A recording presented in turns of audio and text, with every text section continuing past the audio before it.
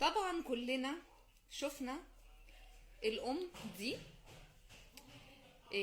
كانت زعلانة ان هي اولادها مش بيسألوا عليها ومش مقدرين تعبها. انا النهاردة هقول لكم ايه سبب ان الاولاد عملوا معاها كده.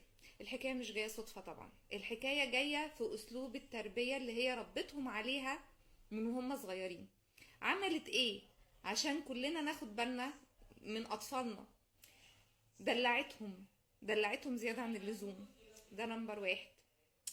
فضلتهم عن نفسها، حسستهم ان هي اخر حاجة في حياتهم، هما مصلحتهم الاول، حياتهم هي الاول وبعدين هي.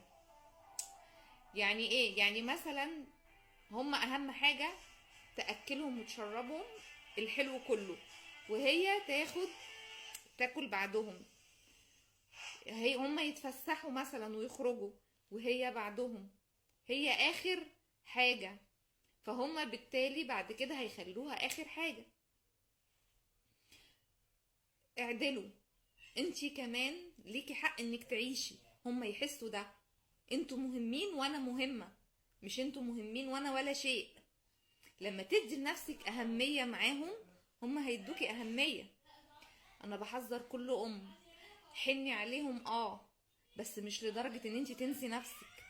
لازم تحسسيهم ان انتي مهمة زيك زيهم، وان هم زي ما انتي بتخليهم اول اولوياتك، تعرفيهم من هم صغيرين ان هم يخلوكي اول اولوياتهم، عشان ما ترجعيش تندمي.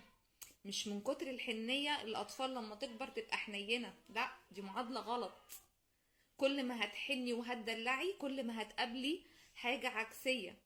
وفي اخر الفيديو انا بنصح كل ابن وكل بنت، اي حاجة هتعملوها في امهاتكم هتتردلكم.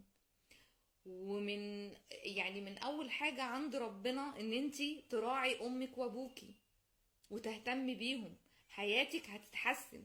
لو عملتي عكس كده هتبص تلاقي حياتك كلها واقفة، هتلاقي ربنا مش راضي عنك. انتي بتصلي وبتصومي وبتزكي وما بتاخديش بالك من مامتك وباباكي، انتي كده عند ربنا ليه عقابك في الجزء ده، وعقاب أليم مش عقاب عادي. أرجوكوا خدوا بالكم من أهلكم قبل ما الوقت والأوان يفوت وتندموا. اشوفكوا على خير في الفيديو الجاي.